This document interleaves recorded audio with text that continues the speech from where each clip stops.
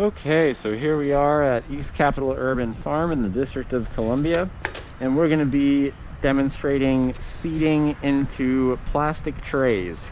We're going to be propagating vegetables from seed in these plastic trays. So this is a 50 tray. It's got 50 cells. These are each of these little boxes I call cells, and I like to use these for things like hot peppers or nightshades in general, tomatoes, eggplant, peppers, okra is really great in these. Any sort of longer to mature plant. You know, tomatoes take about 90 days to mature, same with peppers.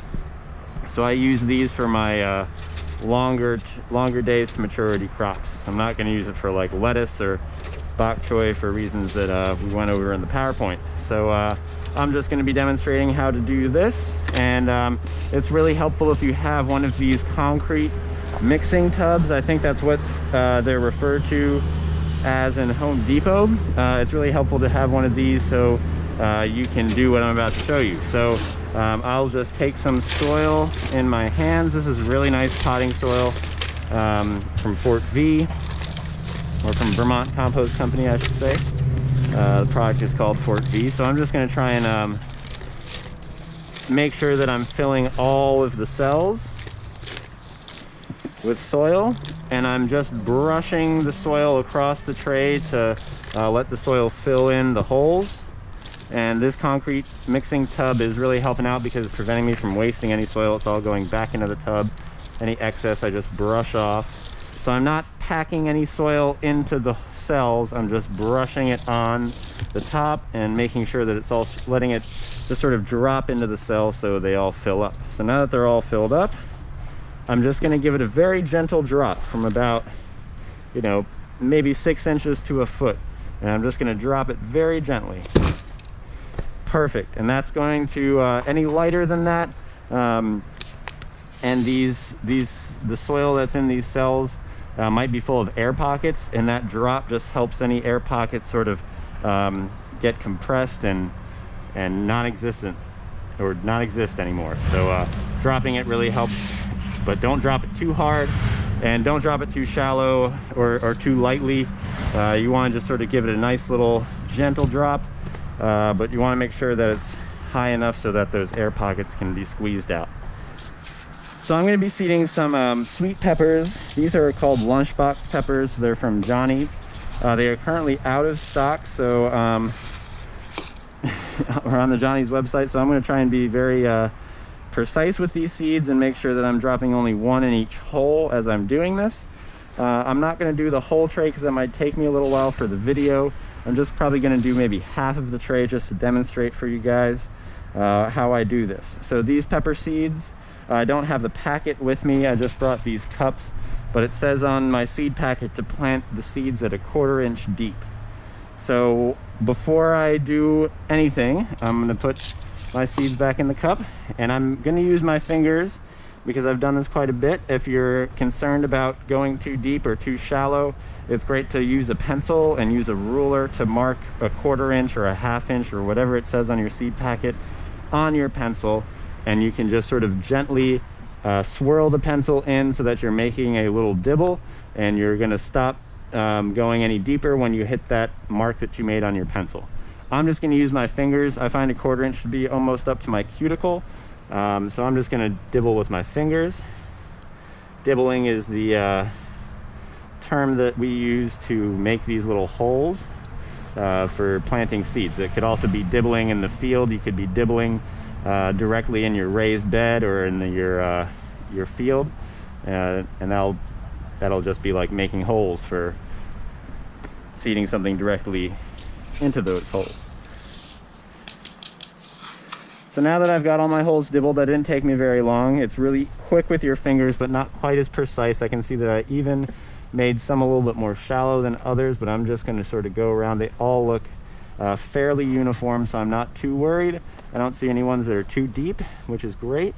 So I'm just going to come around. The pepper seeds are really easy to grab onto. Other seeds might be a little more difficult. Like lettuce, they're very thin and papery. It's hard to just grab onto one. These are nice and easy. So I'm going to grab onto one, put it in each cell.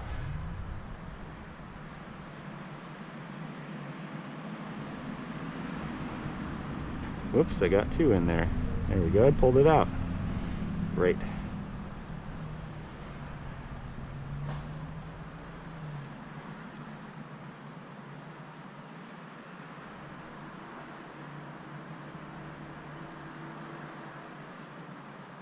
So I want to, when I'm making my dibbles, I try and make them wide so that I have a large target when I'm trying to drop that seed into the hole. If I make them very narrow, it's going to take me a little bit longer to try and you know, drop that seed in the hole, and I'll have more chance for error.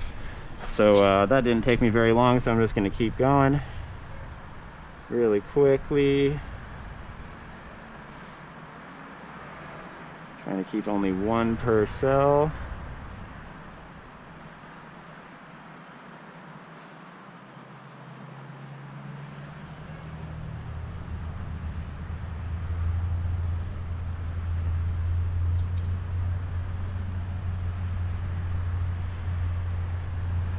I'm really trying to aim for the middle of the hole. Almost there. Excellent. Now these seeds are brand new, so I'm not concerned about some of these not germinating. I'm pretty confident that all of them will come as long as I can keep them at the right moisture and keep them at the right temperature in here. So the way I cover these holes and cover my seeds is just by putting some soil in my hand and just gently sprinkling it on top. In the past, I have actually come through and actually pinched or just like spread this soil right on top of my seed, but I find that that takes a little bit too much time, especially if you're doing lots of seeding, which I typically do. So I'm just going to sprinkle some soil right on the top here. Not too much.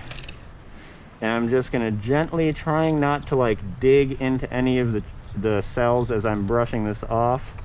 I'm just brushing it over all of the holes. So that way I'm very quickly filling in all of the holes that we made, and they're therefore covering our seeds. So this is perfect. The last step is going to be watering these in, and if you've been watching ahead with some videos, you might have heard me say or talk about seed to soil contact. So that's very important. You would be right in saying that these seeds probably aren't really contacting the soil very much because of how we spread that soil on top. So what we're going to do is we're going to water them in, and watering them in should get that seed to soil contact going for us. The weight of the water should compress the soil on top of the seed. Not so much that it'll compact the soil in the cells, but just so it'll make it nice and snug. So I'm going to go over here. I've got a watering wand. This is my preferred method, and it's got a trigger on here, and it's also got an adjustment for pressure. It's got a plus and a minus, so I can decrease the pressure by pushing it, turning this knob to the right, and increase the pressure by turning it to the left.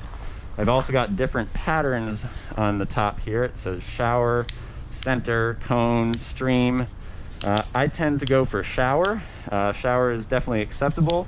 Something like full is just a straight stream, so that's not going to be ideal. That's going to blow out our trays or cells in the tray, and it's going to uncover some seeds. Mist is also acceptable. It just might take you a little bit longer to actually water. So I'm going to go on stream or on shower here. I'm going to go and turn my water on.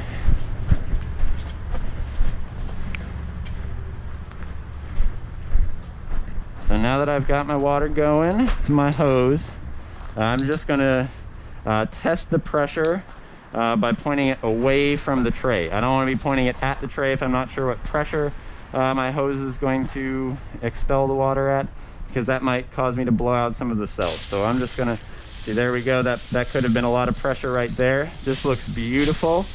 I'm going to let all these like air pockets come out of the water line just quickly. So now we've got a steady stream. It's nice and cool. It has, the hose hasn't really been sitting out in the sun today. It's pretty shady, and it's still the spring. So I'm just gonna water this tray very methodically to make sure that I'm watering each cell evenly, and I'll show you what that looks like.